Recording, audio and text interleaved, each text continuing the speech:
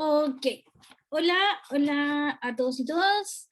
El Francisco me escribe, profe, el taller que dejó estaba muy difícil, no me resultó ninguno. Y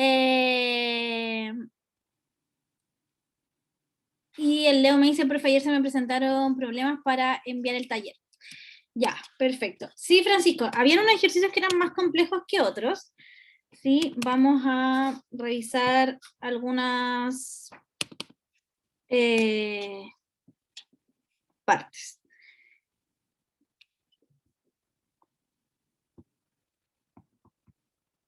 Ya, me interesa que hagan sobre todo el ejercicio 2, ¿ya? Voy a abrir aquí. Tengo el taller abierto. Ya, este ejercicio.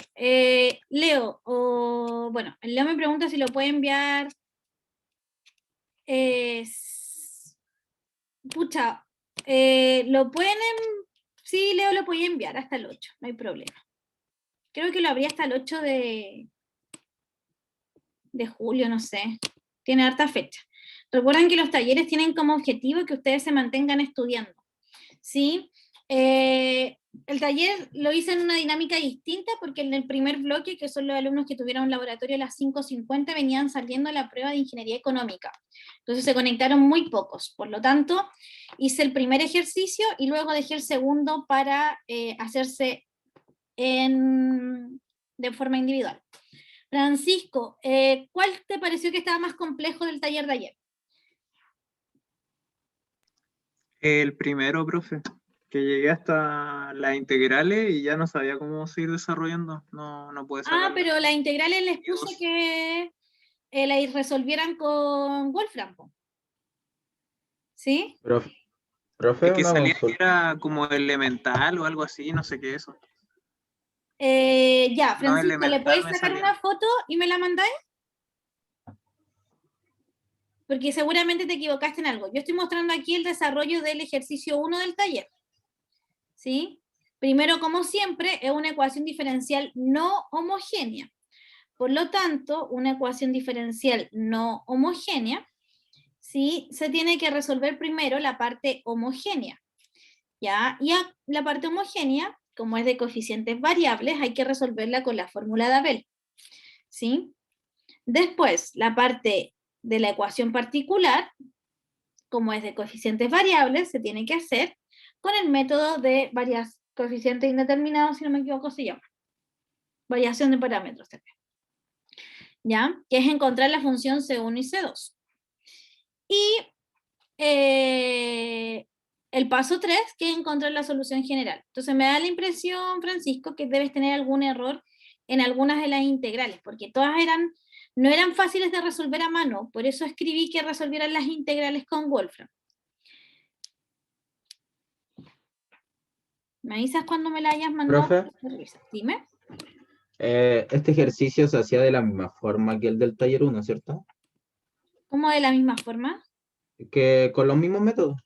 Es que era la misma, o sea, lo que me di cuenta Era es la misma ecuación del taller 1, el y, 1. La primera y que era exactamente la misma, Edo, pero en el taller 1 yo les di la otra solución. Les di que la I1 era Euler y ahora les dije que I1 era X.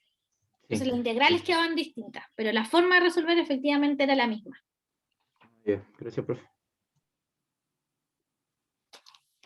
Para los que se están conectando, vamos a resolver el taller. Entonces, estoy proyectando aquí la resolución de la 1 y voy a ir a mi correo porque Francisco tuvo problemas con una pregunta en particular y me da la impresión, Francisco, que tienes que haber algún paso calculado mal una integral o algún signo.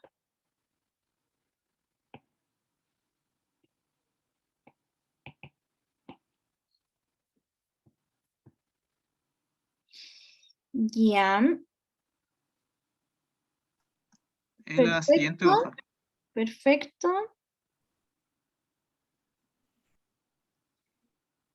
Mm, Acá te perdiste. Hasta acá va bien, Fran. Eh, claro, al final, bueno, ahí yo dije, ya lo voy a meter al Symbolab y me daba como integral no elemental o algo así, pero no sé qué es. Ya, hasta aquí va bien. Ya, ahora hasta este paso. No tengo ningún problema. Ya, ahora se te va este con este.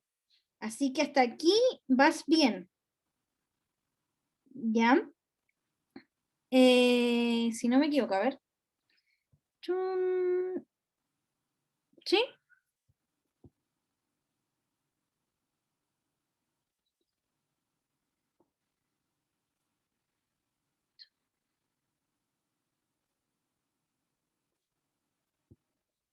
Espérame. Voy a confirmar esta integral. Tú resolviste acá la integral de x dividido en 1 menos x de x, ¿cierto? Esa integral resolviste en algún momento, al principio.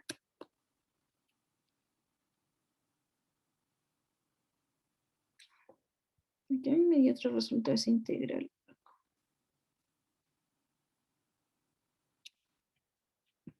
Ah, ya sé cuál fue el error, parece. A ver, dame un minuto.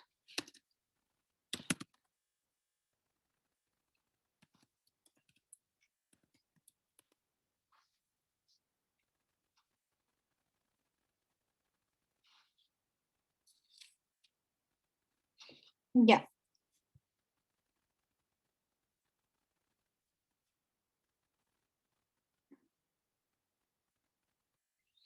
Acá me parece que aquí te equivocaste al resolver esta integral, porque a mí no me da eso, esa integral me da otra cosa. Voy a revisar esa parte. Entonces, tomaste el signo y hiciste acá mi variable que corresponde, entonces x es... Profe, Dime. el Valentino me dijo que le avisara que no puede entrar a la clase porque tiene interferencia con el internet, así que eso. Fran, acá me da la impresión que entonces ya, entonces me queda 1 menos u menos u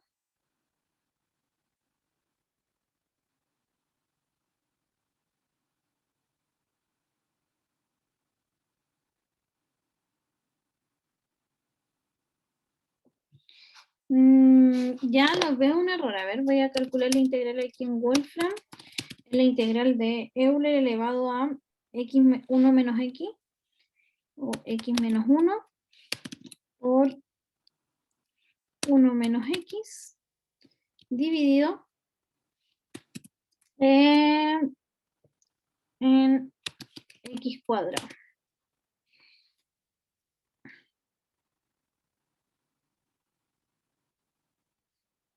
Yo ingresé esto directo,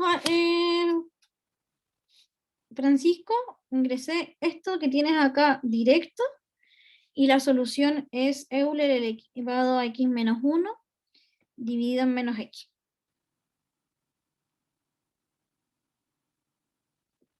De hecho lo voy a proyectar.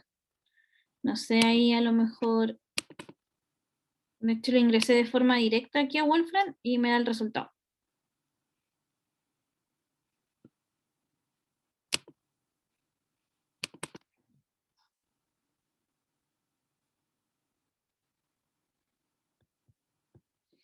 ¿Ya? Así que ahí no sé cuál puede ser el error.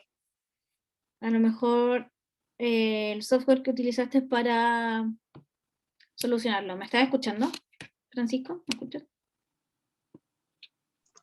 Sí, profe, está escribiendo la integral en Symbolab a ver cómo, para mostrarle que me decía no elemental, y eso es lo que no entendía en realidad. Ah, ya, a ver, voy a abrir Symbolab. Puede ser que sea distinto. Voy a copiar eso sí el código. Para después no tener problema. Symbolab. Ya, mientras tanto contarles que estamos revisando el taller de ayer, algunas integrales. Yo les recomendé que resolvieran las integrales con Wolfram. Sí. Ok. Y acá voy a calcular la integral de eso. Menos 1. Estoy aquí calculando la misma integral por si acaso. Me faltó una exponencial, ¿no? Sí, era Euler elevado. Es Euler elevado a eso.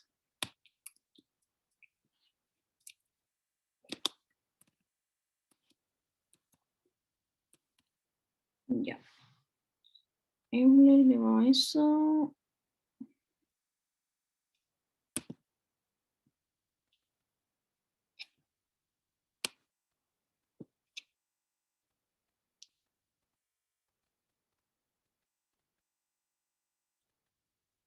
No, me da lo mismo acá. Me da la impresión, Francisco, que a lo mejor le ingresaste mal simplemente. Mira, revisa un poco hacia abajo el desarrollo. Ya. Eso, el EI de X, eso es lo que yo no entendía y no sabía. Ahí como Ya.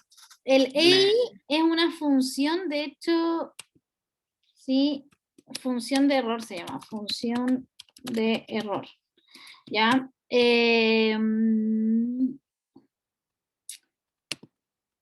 Imagina aquí para mostrarlas.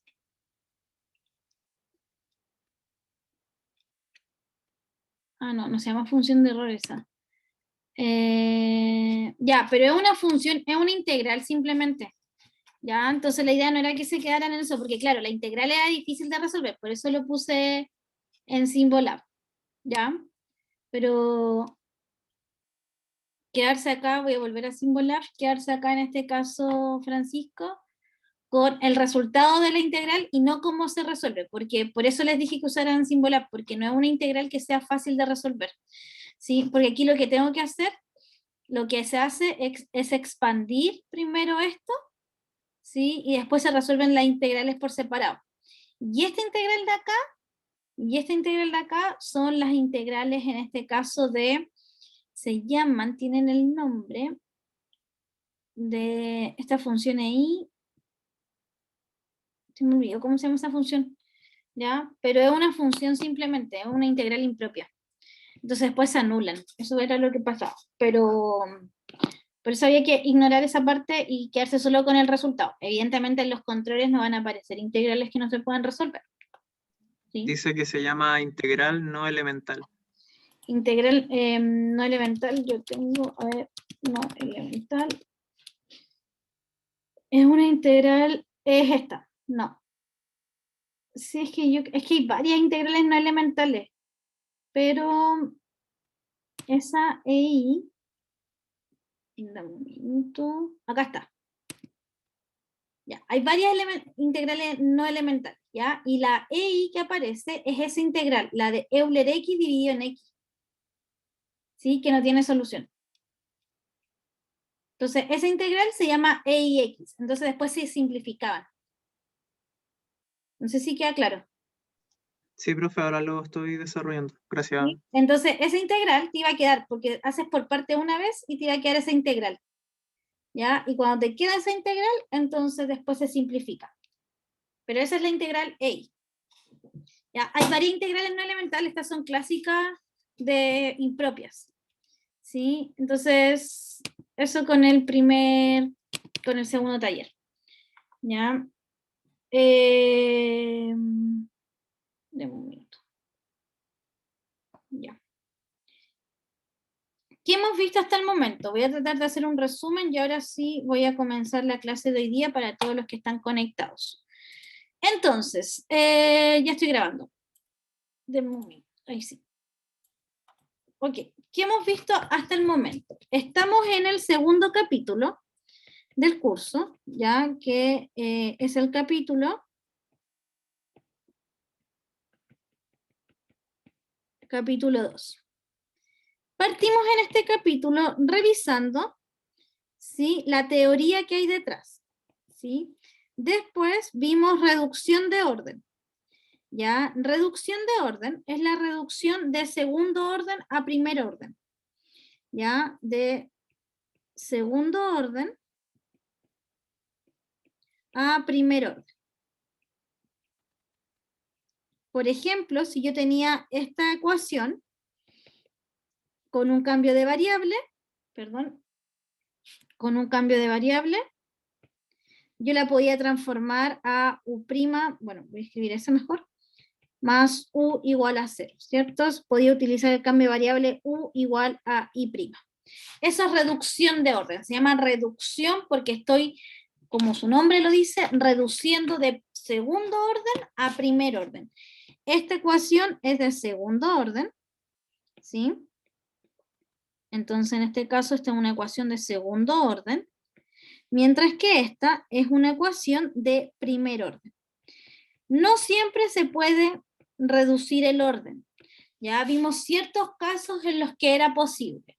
Y en los casos que vimos, se utilizaba siempre este cambio de variable.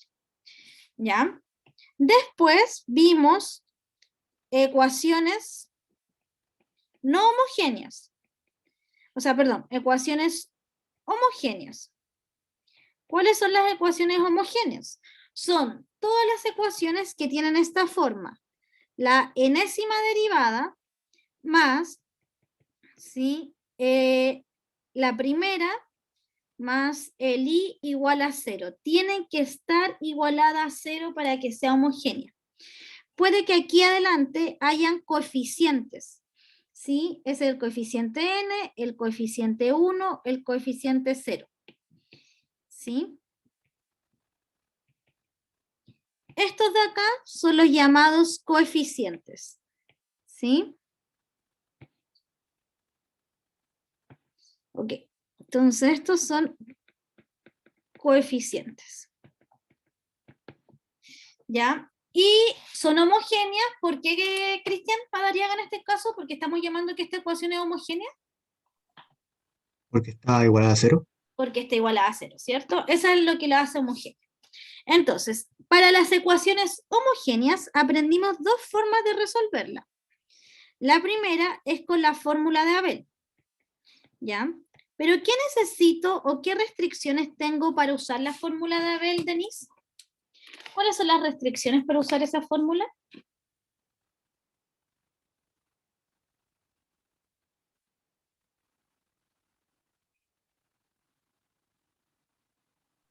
Necesitamos saber una solución.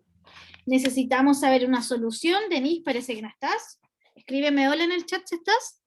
¿Ya? Entonces acá necesitamos una solución, sí o sí. ¿Y en qué otro caso es que se usa la fórmula de Abel? Porque tiene otra restricción más, además de que necesito conocer una solución. ¿Cuál es la otra restricción para usar la fórmula de Abel?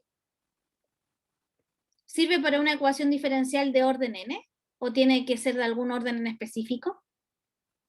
De segundo orden. Solo de segundo orden, ¿cierto?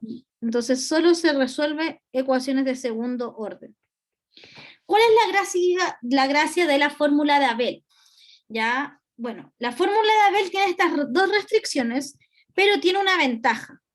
Y la ventaja, ¿sí?, de la fórmula de Abel es que se puede utilizar cuando los coeficientes son variables, ¿sí? Entonces, esta se puede utilizar para coeficientes variables. ¿Sí? Y la otra forma que aprendimos de resolver una ecuación de segundo orden, o sea, de orden, una ecuación homogénea, perdón, es coeficientes constantes. ¿Sí? Coeficientes constantes. Entonces, esta se puede utilizar solo para coeficientes constantes y no tiene restricción, ninguna otra restricción. ¿Ya? Entonces, esta se puede utilizar para coeficientes constantes. ¿Sí? Esos son los dos métodos que tenemos hasta el momento de calcular una ecuación, de resolver, perdón, una ecuación diferencial homogénea. ¿Cuál es la fórmula de Abel? La fórmula de Abel, si no la han visto, ayuda a encontrar una segunda solución. ¿Sí? Entonces, con la fórmula de Abel yo puedo encontrar una segunda solución. Y la fórmula es I2 de X igual a I1, la integral de Euler menos la integral de P de X dividido en I1 al cuadrado de X. ¿Sí? Esa es entonces la fórmula de Abel. ¿Vamos bien hasta acá? Estoy repasando lo que hemos visto hasta el momento.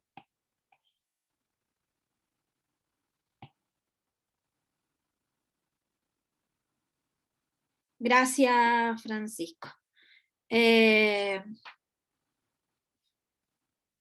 Volviste, Denise.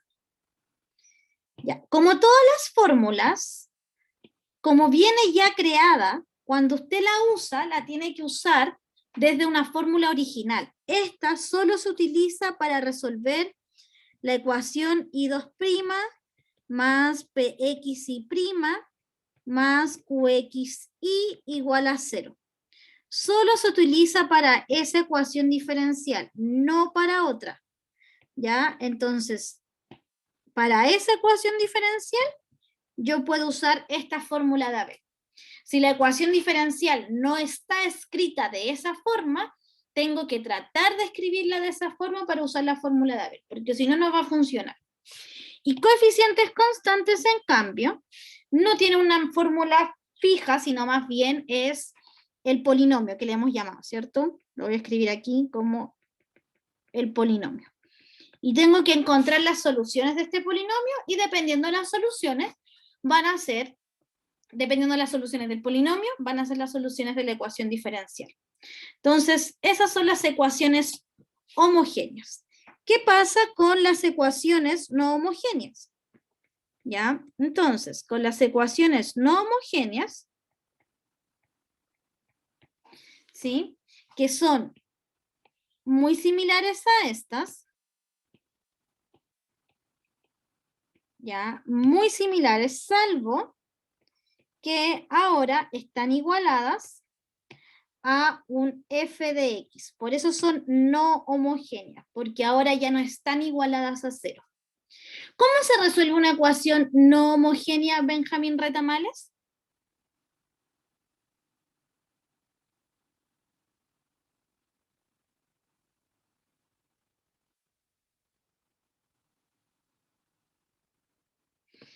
No está el Benja tampoco. ¿Cómo se resuelve una ecuación no homogénea, Nicolás Gómez?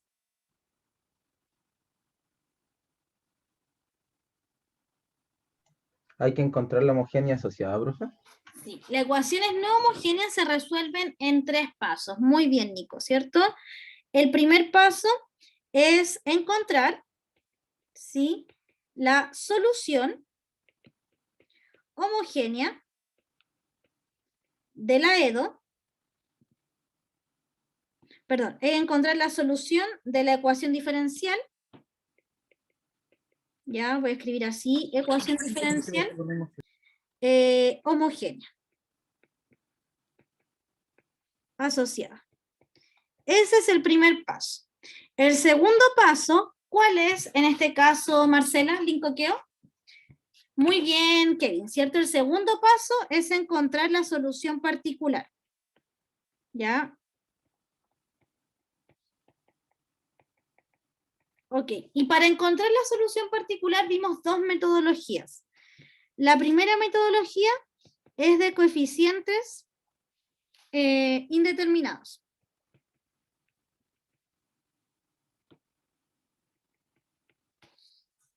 ¿En qué consiste esta metodología o cuándo se puede utilizar? Esta metodología se puede utilizar cuando f de x es un polinomio, ¿sí?, una exponencial, ¿sí?, y además un seno o un coseno. En esos 3 casos se puede usar. Y la otra restricción que tiene esta metodología es que solo se puede usar cuando la ecuación homogénea, cuando la ecuación es de coeficientes constantes.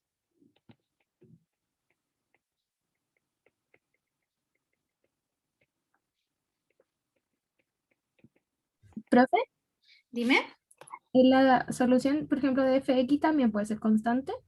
También puede ser constante porque la constante 5 es un polinomio de grado 0. Ya. Ok, y el otro método que vimos es el de variación de parámetros. ¿Sí?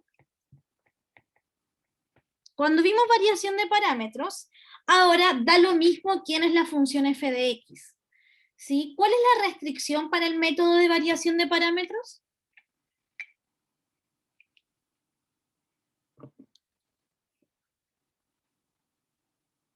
Leo, por ejemplo, ¿cuál es la restricción para la variación de parámetros?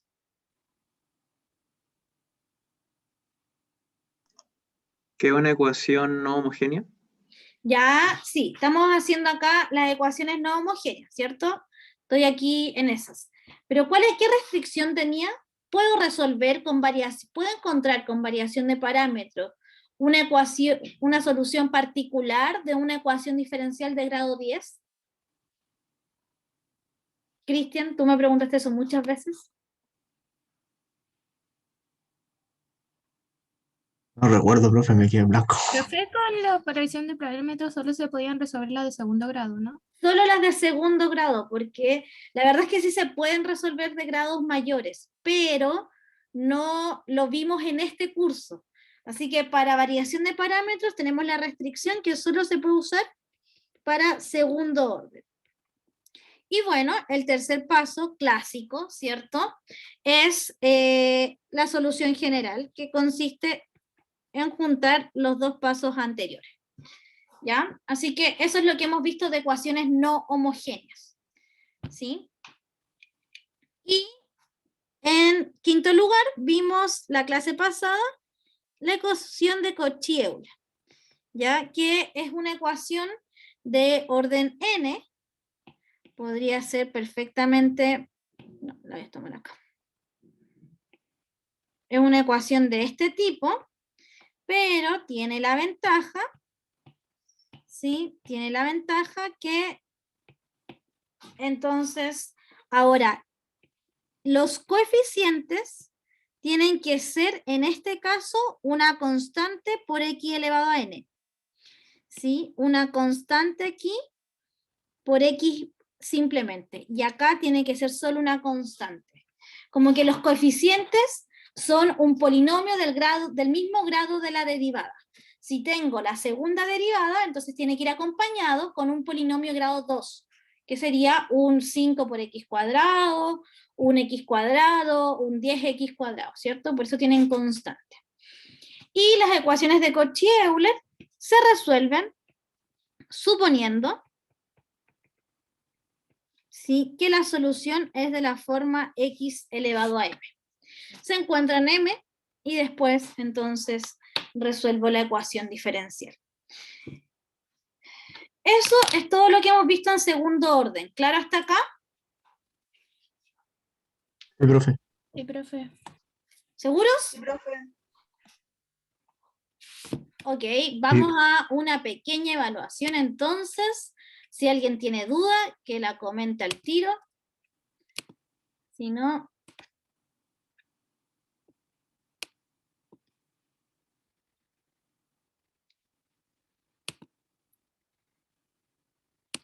Les voy a dar unos minutos ahí para que revisen si quedó todo súper claro. Profe, Dime. ¿puede bajar un poquito? Sí, por ¿Dónde supuesto. estaba lo de Cauchy-Euler? Sí. Ahí, gracias, profe.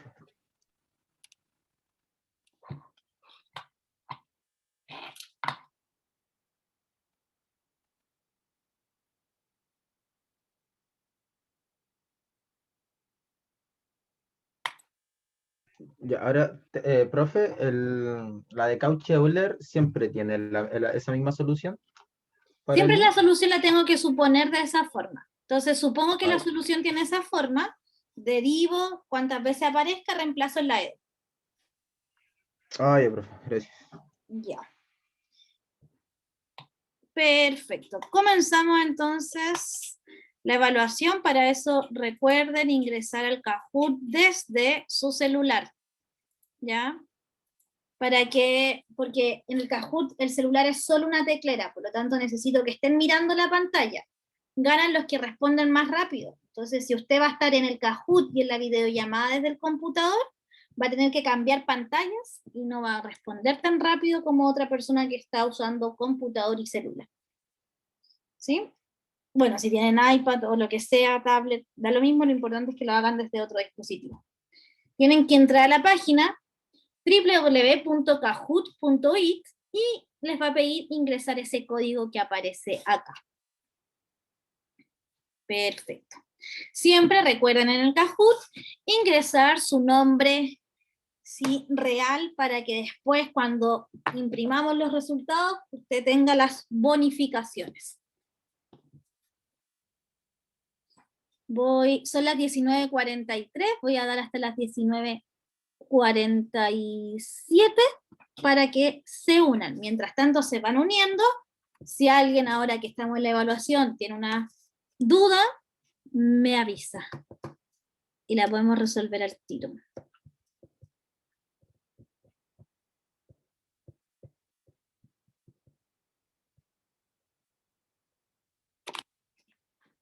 Vayan repasando, tengan su cuaderno abierto.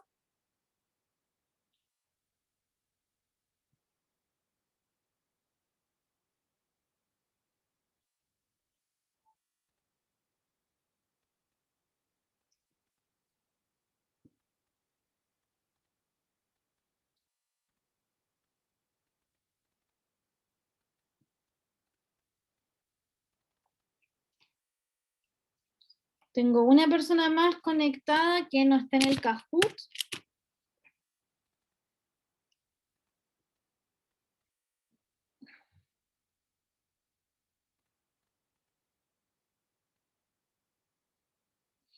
Vero, me pregunta la Vero, no, coeficientes constantes es un método que se utiliza para resolver una ecuación diferencial homogénea. Y coeficientes indeterminados se utiliza para encontrar la solución particular de una no homogénea. Así que no son lo mismo. ¿Ya? Ok, comenzamos entonces. Bueno, le faltó la tilde ahí, pero son 5 preguntas. Como ustedes bien saben, los que responden más rápido tienen mayor puntaje.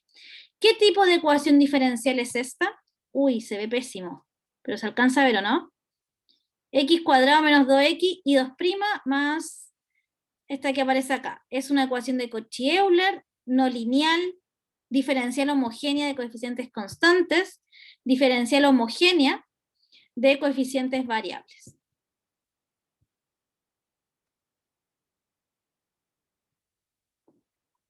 Espero que las otras fotos no se ven así.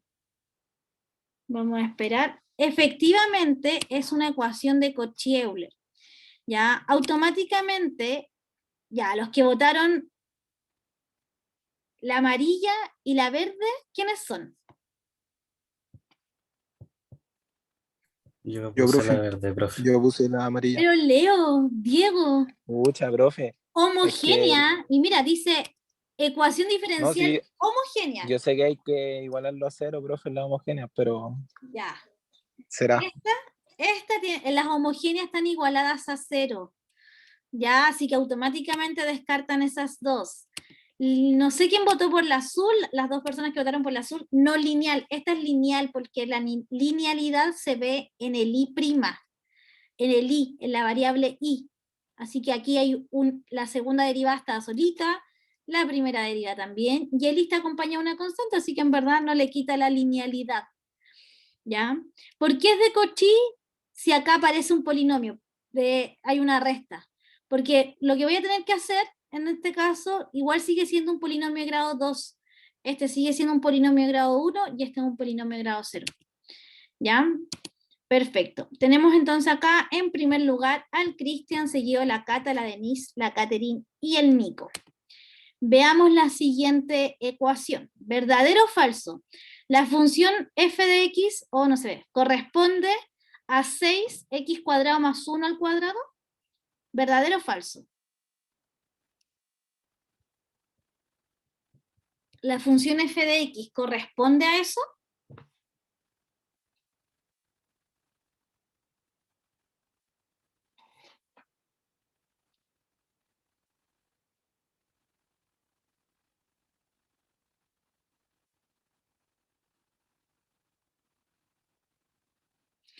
Falso.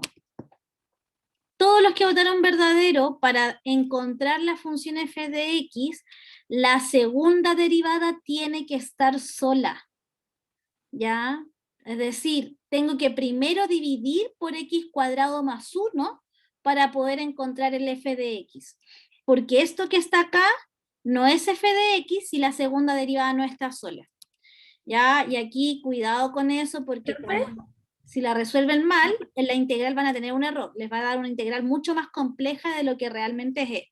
Dime, Denise. Y ahí también tendría que estar igualada a 0, ¿no? Como era de Cauchy y Euler, pero sí. No necesariamente. Podría no estar igualada a 0 una de Cauchy. ¿Por qué podría no estar igualada a 0? Porque resuelves la homogénea y la homogénea va a estar igualada a 0. ¿Sí? ya, Y después resuelves la particular, la resuelves con coeficiente, con variación de parámetros. ¿Sí? Ok, siguiente entonces. Muy bien, Cata, muy bien. Para encontrar las soluciones de la ecuación diferencial homogénea asociada a esta ecuación diferencial, se debe utilizar fórmula de Abel, coeficientes indeterminados, coeficientes constantes o variación de parámetros. ¿Por qué metodología se debe encontrar la solución homogénea de esta ecuación diferencial? Perfecto, ya tengo varios todavía que están perdidísimos. Ya, la ecuación, primero, coeficientes indeterminados y variación de parámetros, que son la azul y la verde, se utilizan para encontrar soluciones particulares. Para encontrar solución homogénea se utiliza fórmula de Abel y coeficientes constantes. Pero para la fórmula de Abel, tengo que conocer de manera previa una solución, y acá no era el caso. Me puedo fijar además que los coeficientes son constantes.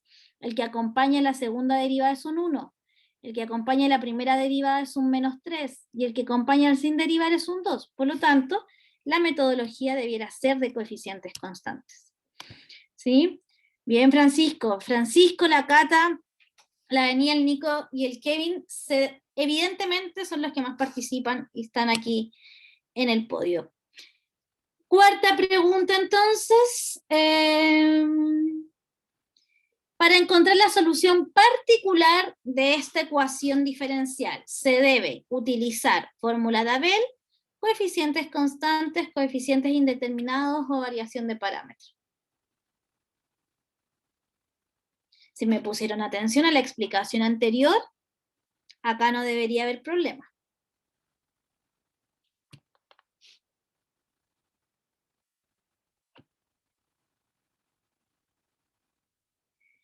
Ya, acá habían dos alternativas. Oh, las marqué mal. Ay, upsí. Pucha. No sé qué hacer. Voy a tener que anular esta pregunta, porque yo marqué mal las alternativas correctas. Ya, las alternativas correctas son coeficientes indeterminados o variación de parámetros, cualquiera de estos dos.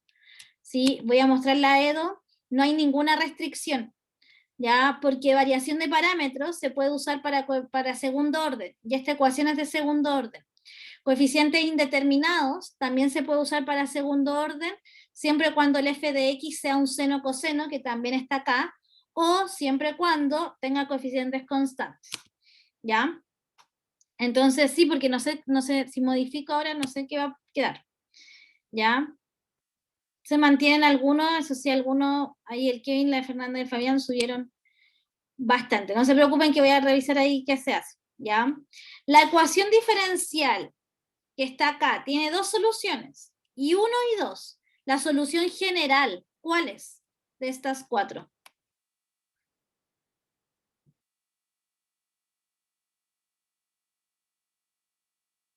Tengo una ecuación diferencial homogénea que tiene dos soluciones. ¿Cuál de las cuatro que están acá es la solución general de la EDO?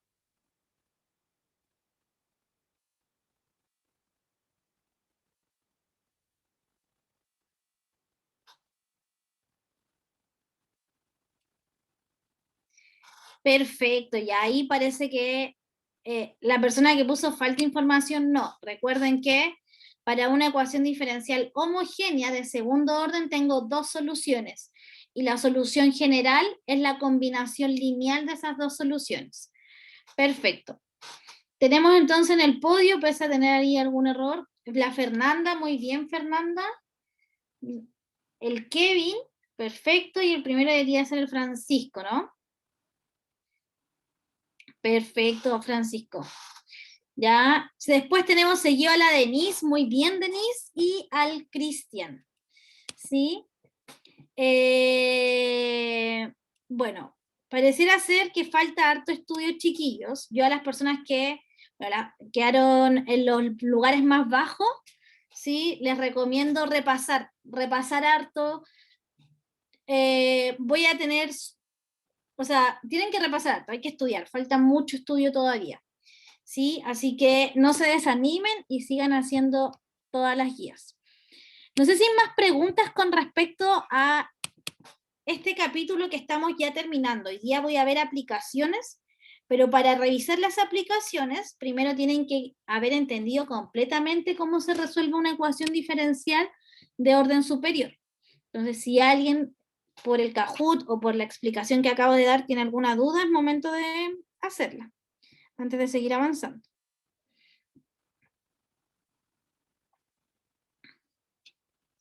Ya, primera vez en el podio también, Cristian. Bueno, en el podio estaban finalmente los que participan harto. Faltó en el podio el Diego. Me imagino que esa pregunta que estaba mal tipiada, Diego, te afectó harto. La Cata, que también siempre está participando y que volvió ahora post receso. La Katy, ¿cierto? La Vero también participan harto, así que espero no le haya post-COVID, sí, no les haya afectado mucho, ¿ya? ¿Y qué ganamos los del podio? Como siempre, los que están en el podio van a ganar, en este caso, queda poco. Les vamos a dar décimas, ya, igual que siempre. Puntos para la prueba, ¿ya? Como siempre, 5 décimas primer lugar, 4, 3, 2, 1, y así a los 5 que están en el podio, ¿ya? No se rindan, voy a tratar de hacer más Kahoot, siempre lo digo, pero falta tiempo a veces, ¿ya? Y voy a revisar quiénes habían contestado bien esa pregunta, también para darle una bonificación ahí, que en este caso sería el Diego, la Vero y todos los que tuvieron ese error, ¿ya? Perfecto, el Diego, la Vero, la Katy, sí, así que no hay problema. Ok, vamos a ver entonces hoy día aplicaciones de las ecuaciones diferenciales de orden superior, ¿sí? Entonces, la primera aplicación que vamos a ver tiene relación al movimiento vibracional. ¿Todos acá aprobaron calor y onda? Sí, profe. ¿Sí? ¿Aprobaron bien calor o onda o así como arrastrando o solo se aprobó? Bien, profe. Bien, ya, espero. Más o menos dice el Nico. Bueno, algunos me imagino que lo aprobaron hace mucho más tiempo que otros, ¿ya? Pero vamos a ver entonces hoy día la primera aplicación de ecuaciones diferenciales de orden superior, ¿sí? Siempre me complico, pero repasando recuerdo. Muy bien, Francisco. Entonces, el movimiento vibracional. Ustedes saben que todo cuerpo es capaz de vibrar naturalmente, ¿ya? Y en esta sección vamos a revisar ese tipo de cuerpos. Particularmente vamos a trabajar con resortes, ¿ya? Una de las características de todo movimiento vibratorio es la periodicidad. Es decir, el movimiento se repite una y otra vez. Por ejemplo, cuando ustedes lanzan una pelota saltarina al suelo, ese es un movimiento periódico, se va repitiendo constantemente en el tiempo. Típicos, eso igual es un movimiento vibracional. Típicamente, si ustedes tiran una pelota saltarina, ¿cierto? La tiran desde acá, va a saltar, va a rebotar, ¿sí? Y va a rebotar cada vez menos tal vez, y así cada vez menos, hasta después tal vez no rebotar, ¿ya? Para estudiar estos movimientos, para que sea un poco más sencillo, vamos a utilizar el clásico modelo de masa-resorte. ¿Ya? El modelo de masa-resorte, ¿en qué consiste? Yo tengo primero acá un resorte solito, que es el A. Si yo tengo un resorte solo, ¿cierto? El resorte está en su estado natural. Yo le voy a colocar una masa al resorte. Cualquier masa, independiente del valor. ¿Ya? ¿Qué creen ustedes que hace el resorte cuando ustedes le agregan una masa? Fabián, por ejemplo, ¿qué debiera pasar con el resorte? Se estira, ya, pero se estira y queda automáticamente como quieto. No, Ya, a ver, espérenme, yo justo tengo un resorte, denme un minuto. Rebota.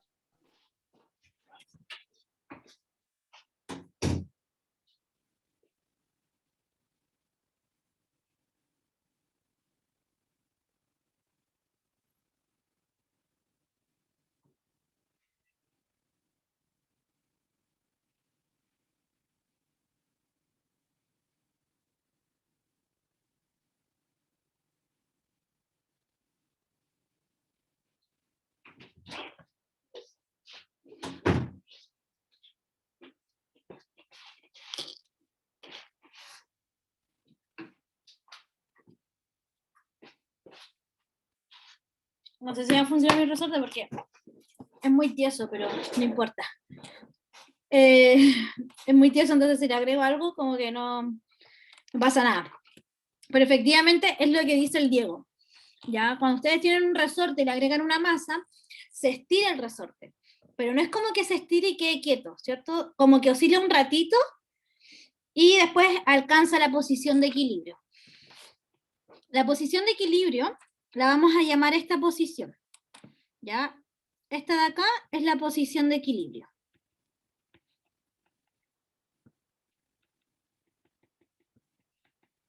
¿Ya? Y mi experimento va a partir en este momento.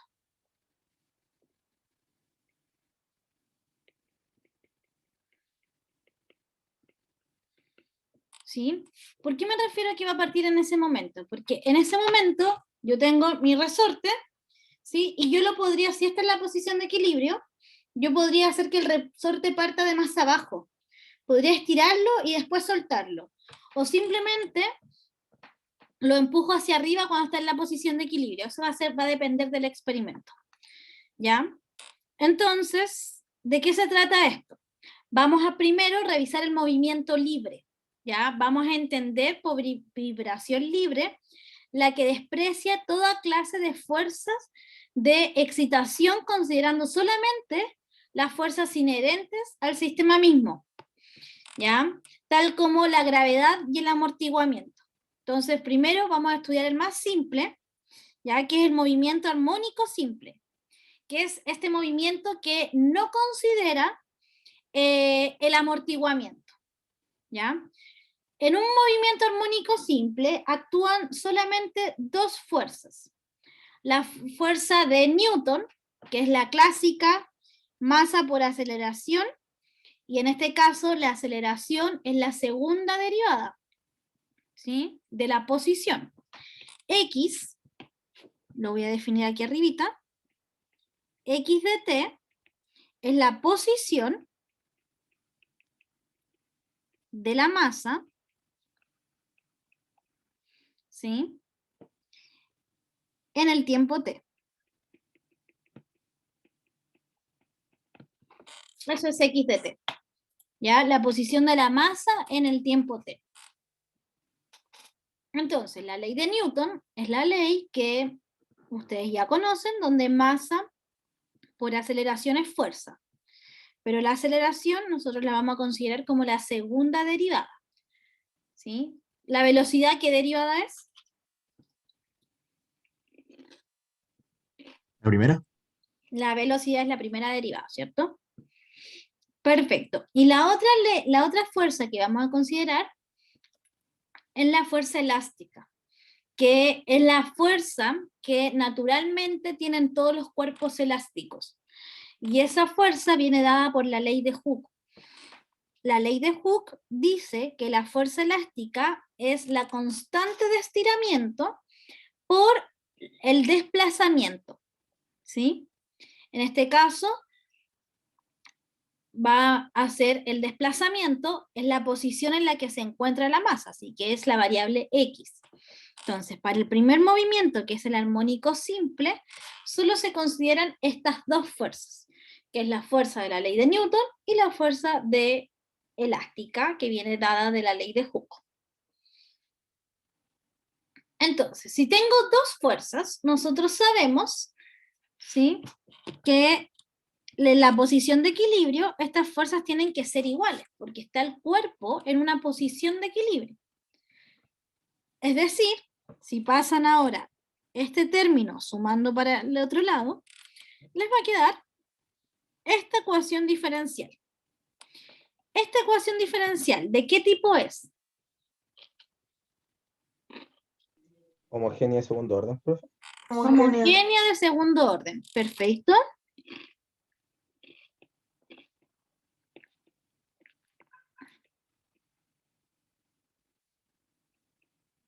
¿Es de coeficientes constantes o coeficientes variables? Constantes, profe. Constantes. Constantes, porque m es masa y es un número. Y k es la constante de estiramiento del resorte, así que también es un número. Por lo tanto, esta es una ecuación homogénea de segundo orden de coeficientes constantes. Eso quiere decir que para resolverla simplemente escribo el polinomio. Y el polinomio me va a quedar, en este caso va a ser, escribo el polinomio, lo resuelvo y la solución va a ser esta. No escribí el polinomio, pero esa de ahí va a ser la solución. ¿Sí? Siempre de esta EDO la solución va a ser esa. Los físicos, para no escribir a cada rato la raíz de k dividido en m, normalmente a eso le llaman doble omega cuadrado. ¿Ya? Omega, en este caso, omega va a ser la raíz de k partido en m. Por eso, tal vez muchas veces ustedes vieron eso, ¿sí? De la forma x de t igual a una constante por coseno de omega t más otra constante por el seno de omega t. ¿Sí? Porque la raíz de k partido en m le llaman normalmente omega. ¿Sí? Antes de avanzar, me gustaría hacer un ejemplo para ver cómo vamos. No sé si en esta... No, voy a avanzar y después vamos a ver el ejemplo. ¿Sí? Entonces, cada vez que tenga un movimiento armónico simple, es decir, solo estoy considerando la fuerza de Newton y la fuerza elástica, me va a quedar la ecuación diferencial asterisco. Y esa ecuación diferencial ustedes ya saben resolverla, porque es una ecuación diferencial homogénea de segundo orden de coeficientes constantes. De hecho, es la ecuación diferencial homogénea más fácil de resolver. ¿Sí? La solución va a ser siempre esta. Esa va a ser siempre la solución de esta ecuación diferencial. ¿Ya? Si alguien no entiende cómo llegué a esa solución, puede escribir el polinomio, encontrar las raíces y va a llegar a la solución sin problema. ¿Qué pasa si a ese problema yo le agrego condiciones iniciales, que vendrían a ser estas dos condiciones iniciales?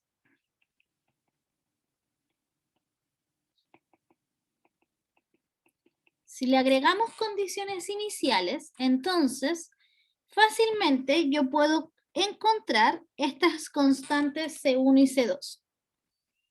¿Ya? Normalmente uno le da las condiciones iniciales a la posición, ¿sí? Esta es la posición inicial, porque no tiene la derivada. Y esta de acá vendría a ser la velocidad inicial, porque tengo x'.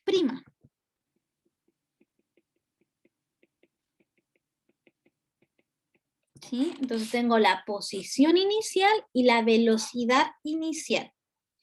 Cuando tengo condiciones iniciales, como les decía, acabamos de encontrar esta constante C1, ya sé que vale X sub 0, que es la posición inicial, y la constante C2 es B0 dividido en omega. ¿Sí? B0 dividido en omega significa que es la velocidad inicial dividido en omega, que es la raíz de K partido en M. Si pudiéramos graficar un problema de este tipo, se vería de esta forma. Si se fijan, oscila, pero la amplitud de la oscilación, ¿varía o es constante? Es constante, Es profe. constante, Es profe. constante, ¿cierto? Es decir, es un movimiento claramente irreal. ¿Por qué la amplitud de la oscilación es constante? Porque no estoy considerando la fuerza de amortiguamiento. ¿Sí? Si yo tengo un resorte en un espacio que ya tiene aire, entonces el aire ya genera cierto roce con el movimiento. Pero acá no está considerado esa fuerza y es lo que vamos a hacer ahora, considerar la fuerza de amortiguamiento. ¿Sí? Eso me lo... Entonces acá, esto me lo voy a saltar, ¿sí? Por ahora. El movimiento libre amortiguado, que es el que yo les mencionaba, considera ahora la fuerza de amortiguamiento. Y la fuerza de amortiguamiento va a ser una constante de amortiguamiento por la velocidad. ¿Ya? Es decir, si yo agrego este término al movimiento, mi ecuación diferencial va a cambiar. Ahora tengo tres términos. Este que viene de la ley de Newton,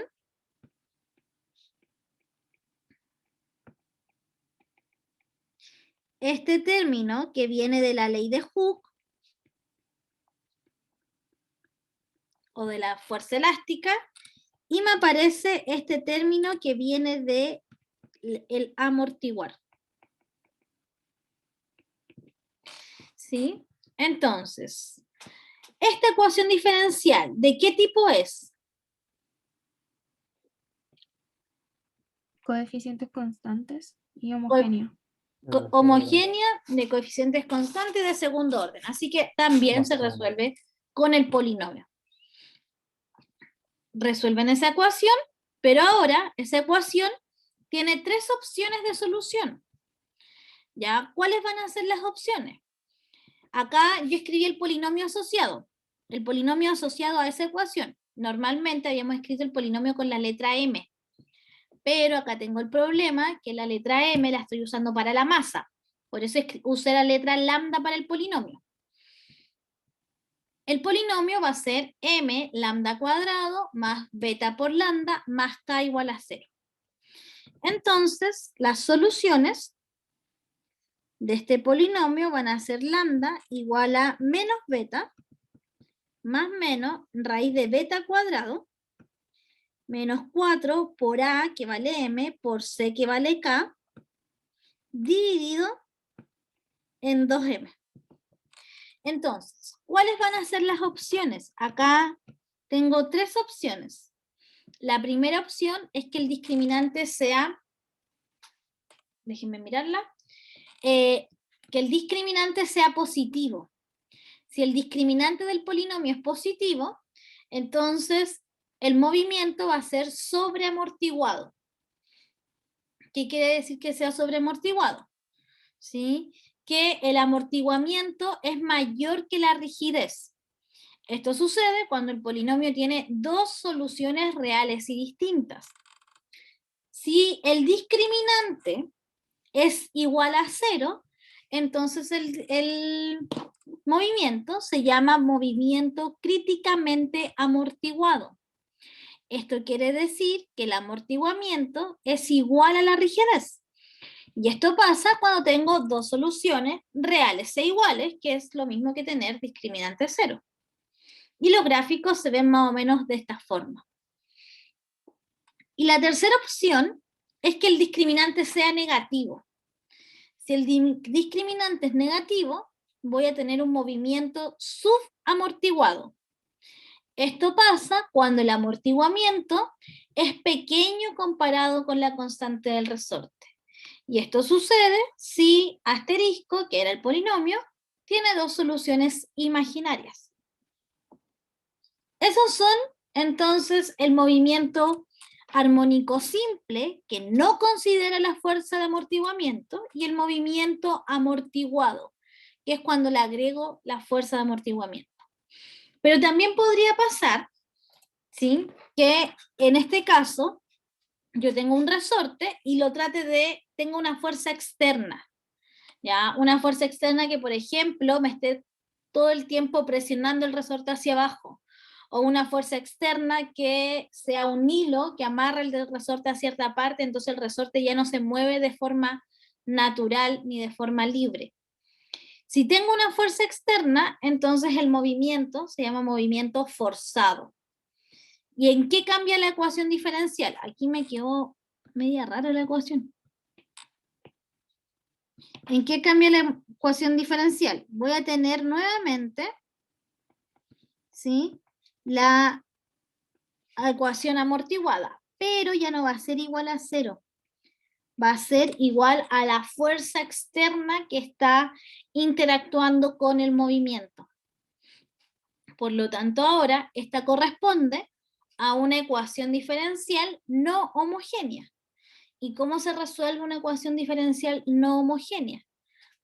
Primero se encuentra la solución de la homogénea, luego la de la particular, y finalmente se suman ambas soluciones. ¿Sí? Y ahora sí vamos a ver un ejemplo para ver cómo se resuelve. Lo más difícil acá no es resolver la EDO, porque ya resolvemos EDO de segundo orden, homogénea, no homogénea, coeficientes constantes, variables. Eso ya lo aprendimos. Lo más difícil es crear la ecuación diferencial. Entonces, el ejemplo dice, una masa de 2 kilogramos se sujeta a un resorte suspendido en el techo. Voy a tratar de hacer el diagrama acá. Entonces tengo un resorte solito. Después tengo un resorte con la masa de 2 kilogramos. ¿Sí? Esto ocasiona que el resorte se estira 196 dividido en 125 metros. Una vez que le pongo la masa, el resorte se estira hasta llegar a la posición de equilibrio. Así que voy a considerar esta como la posición de equilibrio.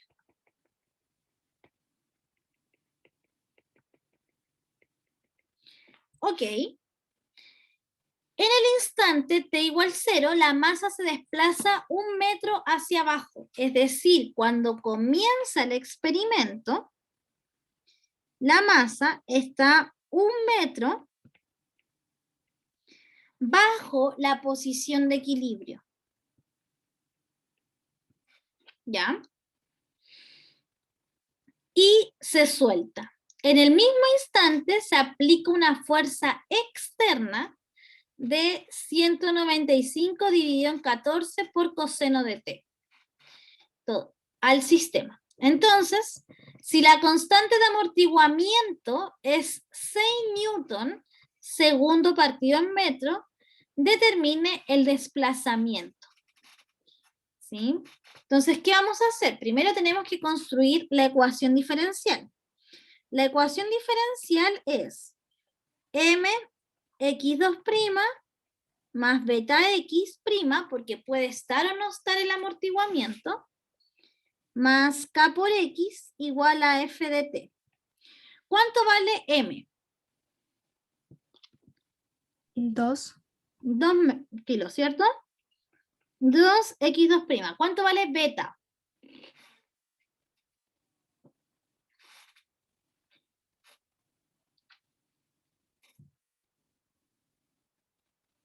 Aquí estaba la masa. ¿Dónde estará el beta? ¿Cuál de todos estos datos es ese beta? Lo que se estira el resorte. No. Porque beta es la constante de amortiguamiento. ¿cierto? Beta sería es- 6. sería 6, ¿cierto? Bueno, aquí voy a escribir ahí. Y el beta es la constante de amortiguamiento, porque todo esto es el amortiguamiento. Beta por X' es la fuerza de amortiguamiento, así que la constante de amortiguamiento sería 6. Por lo tanto, sería más 6X'. Tengo que fijarme acá en las unidades de medición. Por suerte en este ejercicio está todo en kilogramos, metros, segundo, ¿ya? Si la masa me la dieran en gramos, tengo que hacer la transformación respectiva. Más la constante de amor, ahora viene más K por X. K es la constante del resorte. ¿Me dan la constante del resorte?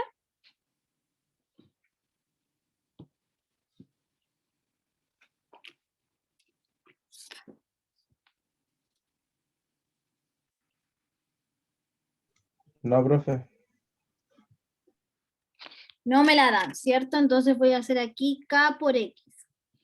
Igual F de T. F es la fuerza externa. ¿Cuánto vale F? 195 partido en 14 por coseno de t. Esa es la fuerza externa. ¿Sí? Entonces esto sería igual a 195 dividido en 14 coseno de t. Perfecto. Entonces, ¿qué me falta? Me falta conseguir el K. Y para eso es que me dicen cuánto se estira el resorte. ¿Sí? Entonces, primero voy a encontrar K.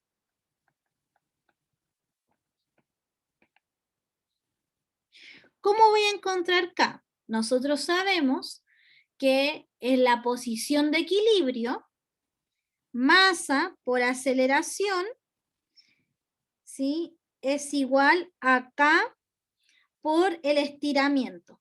Eso lo sabemos, ¿cierto? Y en la posición de equilibrio, ¿cuál será la aceleración, la única aceleración que hay? La de 9,8 o no, profe. Efectivamente, ¿cierto, Katy? En la posición de equilibrio, la única aceleración es la gravedad. Por lo tanto, va a ser 2 por 9,8 igual a K. Y en la posición de equilibrio, ¿cuánto se estiró el resorte? 196 partido en 125. 196 partido en 125. Entonces, K es igual a 2 por 9,8 dividido en 196 dividido en 125. Lo voy a hacer en la calculadora. 2 por 9,8. Profe, Dime.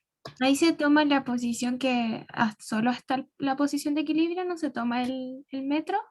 Efectivamente, porque estoy, para hacer estos cálculos, déjame anotarlo aquí primero, antes que pierda el cálculo, 25 dividiendo. Para esto, para encontrar K, solo me estoy fijando, como bien dijo la Denise, en esto. ¿Sí? En la preparación del experimento. ¿Sí? No me estoy fijando en ese metro extra que se estiró. ¿Por qué no me estoy fijando en ese metro extra? Porque ese metro extra es cuando ya comienza el experimento y la constante del resorte es un dato previo. Entonces la EDO va a ser 2x2' más 6x' más 25 dividido en 2 por x igual a 195 dividido en 14 coseno de t. Esa va a ser mi ecuación diferencial. ¿Utilicé todos los datos que están en el enunciado? ¿O hay algo que todavía no uso? El metro. El metro extra. El metro extra. ¿Por qué no he usado el metro extra? Porque esta información que voy a subrayar ahora, vamos a hacer con azul. Ah, sí, acá tenemos. Dice, en el instante t igual 0, la masa se desplaza 1 metro hacia abajo y se suelta. en el instante t igual 0. Esas son las condiciones iniciales del ejercicio. Entonces, yo sé que inicialmente la posición del resorte era 1 metro hacia abajo. Vamos a considerar hacia abajo positivo y hacia arriba negativo. ¿Ya? Entonces, de la posición de equilibrio hacia abajo va a ser positivo. Y de la posición de equilibrio hacia arriba va a ser negativo. Perfecto. Pero me falta la velocidad inicial. ¿Cuál es la velocidad inicial en este caso?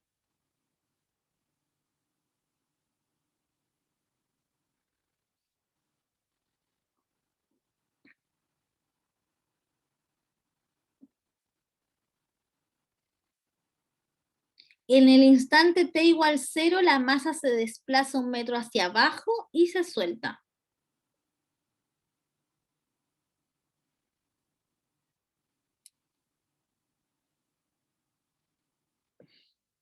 No, porque quiero la velocidad inicial. Inicialmente, cuando parte el experimento, en este instante, ¿qué velocidad tiene la masa? 0, ¿Por qué 0? porque llega hasta el final, se detiene.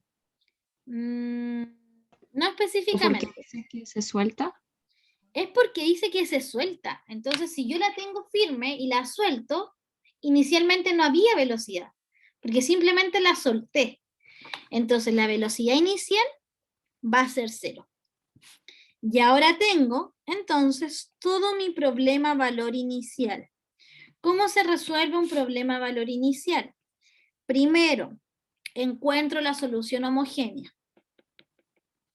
Ya, voy a escribirlo así. Lo primero es la solución homogénea. Lo segundo es la solución particular. Lo tercero, tal cual dice el taller, es la solución general. Y cuando tengo la solución general, utilizo las condiciones iniciales.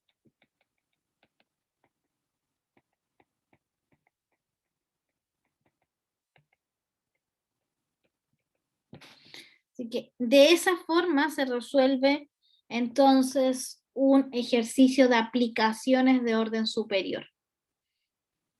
¿Ya? ¿Claro hasta acá? Como les decía, lo más difícil de esto es encontrar la EDO. Una vez que tengo el problema valor inicial, ya el resto es lo mismo de siempre.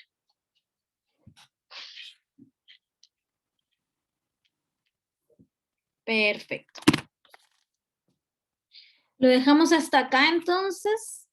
Sí, que tengan excelente noche y ya el viernes comenzamos con el tercer capítulo, ¿sí? Que sería transformar el Laplace. Espero poder hacer un Kahoot en vectorial, Diego. No sé si me da el tiempo todavía, pero espero. ¿Sí? Ya. Nos vemos entonces, que tengan excelente noche. Chao, chao. Chao, Profe. profe.